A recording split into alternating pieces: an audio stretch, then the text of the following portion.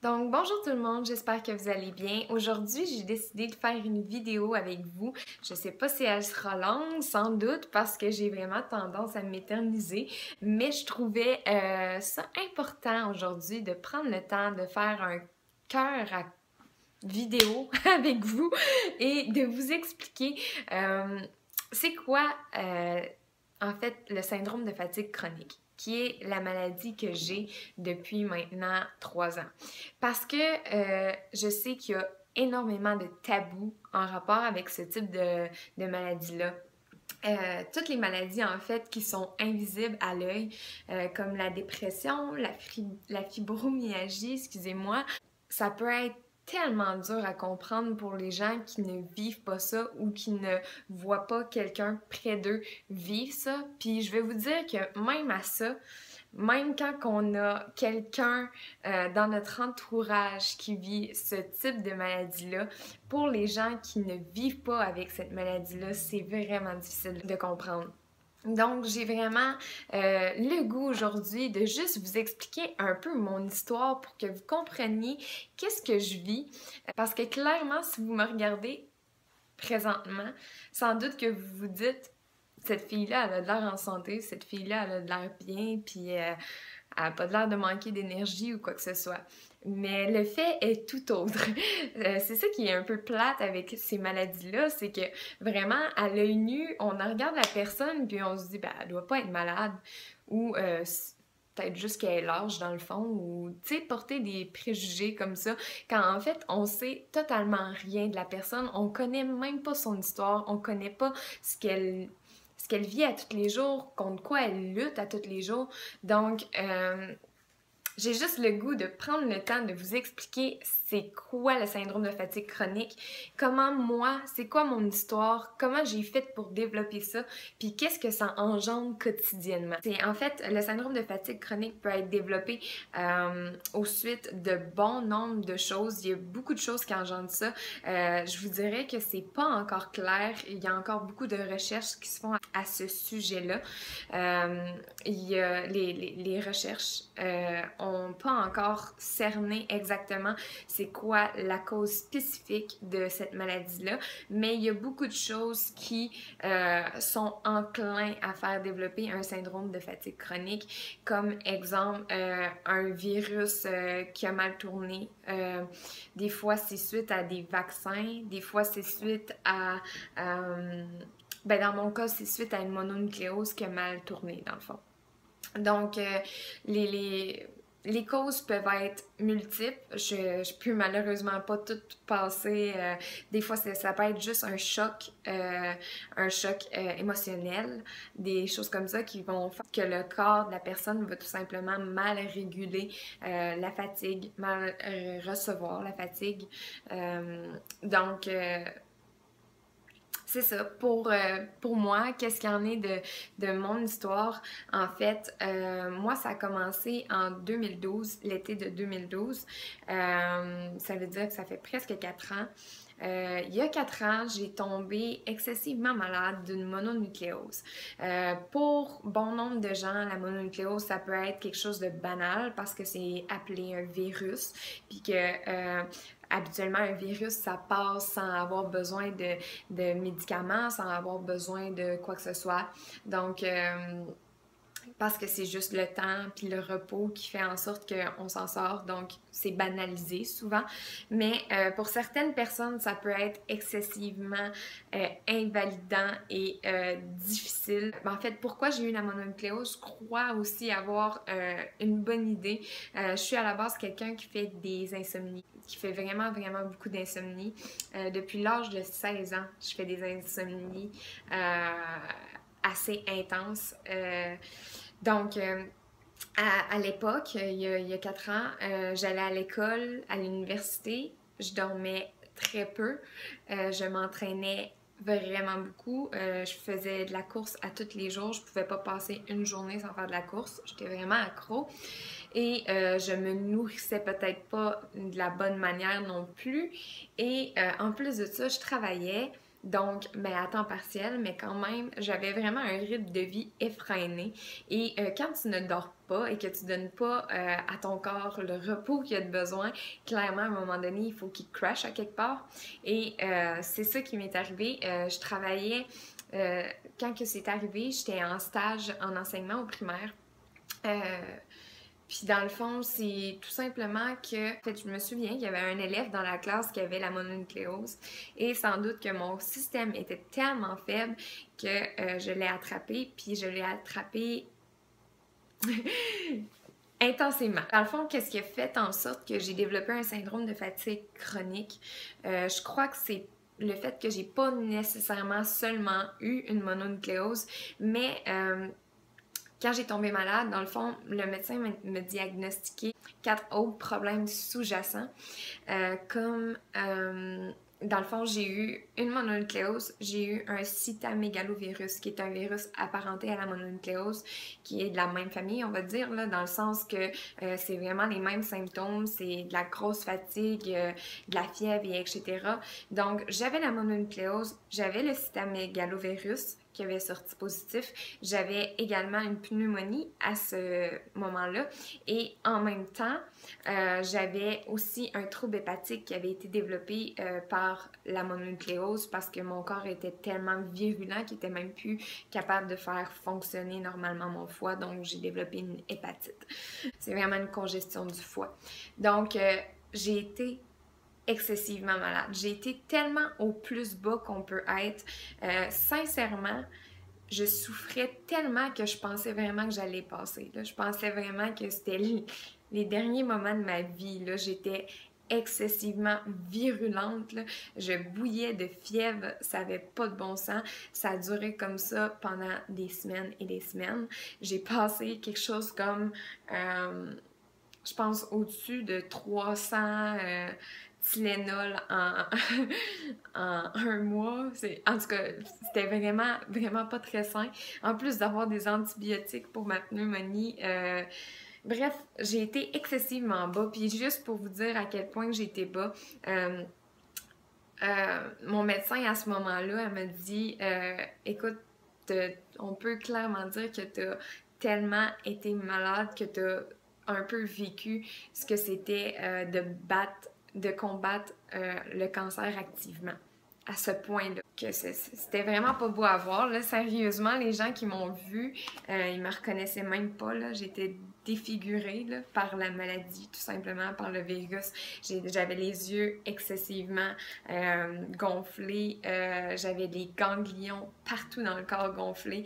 J'étais enflée de partout. J'avais des rashes de boutons comme là, parce que dans le fond j'avais de la misère à gérer l'antibiotique en même temps que la mono. Bref, toute une histoire. Tout ça pour dire que ça a été tellement un gros choc à mon corps que mon corps s'est jamais vraiment relevé de ça.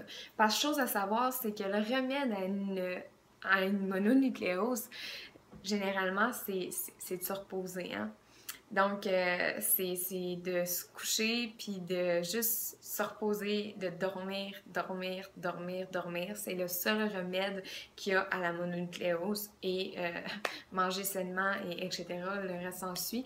Je vous dirais que dans ce temps-là, j'ai pas vraiment mangé. Là. En fait, j'ai genre perdu, je pense, 10 livres en 3 semaines. Là. Fait que j'étais incapable de manger en fait parce que mes ganglions étaient trop enflés puis que j'étais trop virulente. J'étais vraiment dans le plus bas qu'on peut être. Puis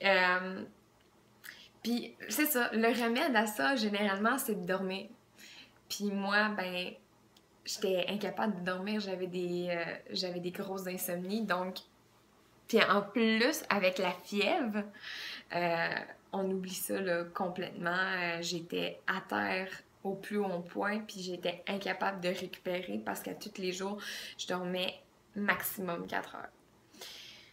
Fait que ça a fait en sorte que ma mononucléose, elle a duré encore plus longtemps. Ça a pris environ 3-4 mois facilement avant que je finisse par retrouver une certaine qualité de vie, juste à être capable de faire mes petites tâches quotidiennes, puis etc. Donc, après 3 mois de repos complet, vraiment, j'ai essayé de recommencer à aller à l'école, à même courir parce que accro comme j'étais à la course, sincèrement, tout le long de ma maladie, tout ce que je pensais, je voyais les gens courir dehors puis j'étais comme oh mon Dieu, j'ai juste hâte de pouvoir remettre mes running shoes puis de repartir. Puis c'est la grosse erreur que j'ai faite, je crois. Euh, j'avais pas totalement guéri de ma maladie, j'avais encore de la misère à dormir, j'avais vraiment beaucoup de problèmes, puis je me suis relancée dans mes tâches, soit aller à l'école, soit recommencer à essayer de courir, mais c'est sûr que j'y ai été graduelle, mais clairement c'était beaucoup trop tôt. Donc, j'ai fait comme si rien n'était. J'ai commencé à juste revivre normalement, je croyais. Quand, à l'été 2013, tout s'est réeffondré. Donc, c'est ça. Ça a pris 9 mois avant que je crash à nouveau. Et dans le fond, ce qui est arrivé, c'est que, tu sais, je pensais que je commençais à aller mieux parce que j'étais capable d'augmenter mes distances de course. C'est sûr que j'étais plus capable de faire des distances de 8 puis 10 km comme je le faisais à tous les jours.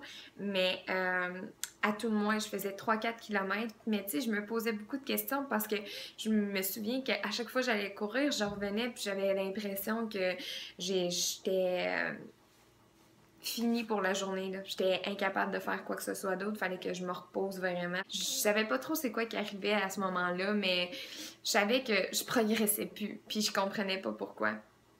Puis jusqu'au jour... C'est arrivé pas mal du jour au lendemain. Durant l'été 2013, j'ai eu une grosse raideur dans la nuque. Ça faisait 2-3 jours que j'avais des raideurs dans la nuque, puis je me demandais c'était quoi, mais je me posais pas trop de questions. Je me disais, bon, c'est peut-être juste que j'ai mal dormi ou j'ai dormi croche ou quoi que ce soit. Puis là, après 3 jours environ, là, j'ai recommencé à avoir de la température, à filer vraiment pas bien, là, à avoir des bouffées de chaleur, à être étourdie comme ça se peut pas. J'ai juste recommencé à avoir tous les symptômes que j'avais en mononucléose. Puis là, je comprenais pas parce qu'on dit que la mononucléose, on l'a juste une fois dans notre vie parce que c'est le type de virus qui reste actif dans ton corps. C'est juste comme tu l'as une fois, tu le combats, puis ensuite tu l'as pour le restant de tes jours. T'es pas supposé de la réavoir. Fait que je comprenais rien. J'étais comme, je peux pas réavoir une mononucléose, je l'ai déjà eu. Fait que, mais, mais qu'est-ce qui marchait pas, c'est que j'avais exactement les mêmes symptômes. Fait que là, je comprenais juste pas. Puis là, j'ai commencé à vraiment me ressentir mal. J'ai recommencé à avoir mal au foie, comme j'avais mal pendant ma mononucléose. J'ai recommencé à juste me sentir excessivement mal. Et là, à partir de ce moment-là, ça a juste dégringolé. Pendant environ 8 mois, j'étais incapable d'aller à l'école, j'ai pas été capable de terminer ma session, j'ai pas été capable de travailler, j'ai été arrêtée de tout. Pendant 8 mois complets, j'ai été alitée. Puis quand je vous dis alitée, là, j'étais incapable même d'aller aux toilettes. Je me tenais après les murs pour aller aux toilettes. J'étais excessivement fatiguée, mais fatiguée au point là, que ma soeur, elle venait me voir, puis pour me changer les idées parce que j'avais juste rien pour me changer les idées là. J'étais juste toute seule avec moi-même puis ma maladie. Puis que d'ailleurs à ce moment-là, j'avais aucune espèce d'idée c'était quoi, j'avais pas de nom. Fait que moi j'avais un peu l'impression sincèrement, je vais vous le dire là, que j'étais en train de combattre un cancer puis que j'allais sans doute y passer dans pas longtemps là. Je comprenais juste pas qu'est-ce qu'elle allait avec mon corps.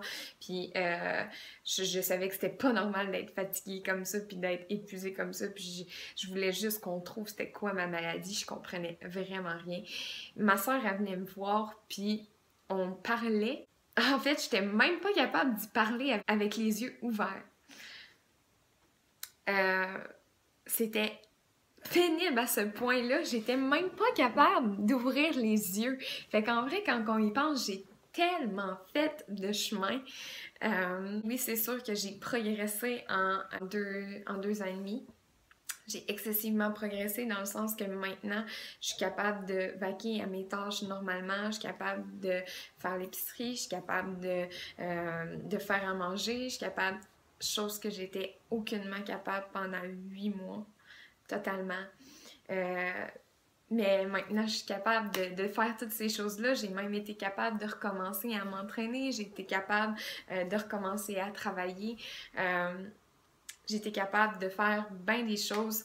Mais la vérité est que même si j'essaie de me convaincre que j'ai plus cette maladie-là puis que tout est réglé, ben malheureusement, elle me ramène vraiment, vraiment souvent à l'ordre. La vérité que je veux vous dire, c'est que même si j'ai pas de l'air malade, que j'ai pas de l'air...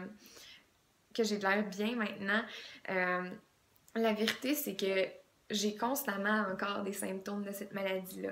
Je suis constamment étourdie, je suis constamment faible, fatiguée, mais fatiguée, là, pas fatiguée comme une fatigue normale que les gens ont après avoir travaillé. C'est une fatigue avec plein de symptômes, là. Tu sais, c'est une fatigue avec des ganglions, de la fièvre. La vérité, c'est ça, c'est que je vis encore avec le syndrome de fatigue chronique, puis que c'est une maladie chronique et que ça va rester en moi sans doute pour le restant de mes jours, mais que certainement je suis excessivement optimiste parce que j'ai fait des nombreuses recherches, puis je sais qu'il y a moyen de s'en sortir, mais la vérité est qu'il faut prendre un jour à la fois. C'est d'apprendre à connaître sa maladie, à connaître son nouveau corps parce que j'ai les mêmes capacités, je suis une nouvelle personne, je suis une personne fragile. Je réagis beaucoup plus facilement à beaucoup de choses. C'est juste une adaptation. Puis c'est ça. Je veux juste que vous réalisez que même si c'est invisible, le syndrome de fatigue chronique, c'est vraiment une maladie. C'est comme la dépression, c'est comme la fibromyalgie, c'est des maux intérieurs qu'on voit pas. Parce que je vous dirais que c'est ça le plus dur dans la maladie, là. Je vais vous le dire sincèrement, c'est même pas d'être malade. Parce que être malade, à un moment donné, tu finis par l'accepter. Tu fais comme, OK, c'est mon destin, c'est ça, il va falloir que je fasse avec, tu sais. Ça, tu finis par l'accepter, mais c'est le regard des gens. Le regard des gens qui, autour de toi, qui sont censés te soutenir, t'épauler, qui passent leur temps à te dire ouais, mais pourquoi t'es fatigué? Ouais, mais je comprends pas comment c'est que t'es fatigué, ça n'a pas de sens. C'est quoi cette affaire-là? Qu'ils comprennent pas. Mais je comprends que les gens comprennent pas parce que c'est tellement difficile à comprendre parce qu'on le voit pas. Ça, je comprends totalement ça, mais juste soyez empathique. Dites-vous que si la personne a dit qu'elle a un syndrome de fatigue chronique qui a été diagnostiqué par les médecins, c'est clairement qu'elle a un syndrome de fatigue chronique et que sa fatigue n'est aucunement en lien avec celle que vous pouvez vivre quotidiennement. C'est pas le même type de fatigue. Soyez juste indulgent, compréhensif, puis c'est tout ce que je veux passer comme message. Soyez indulgent.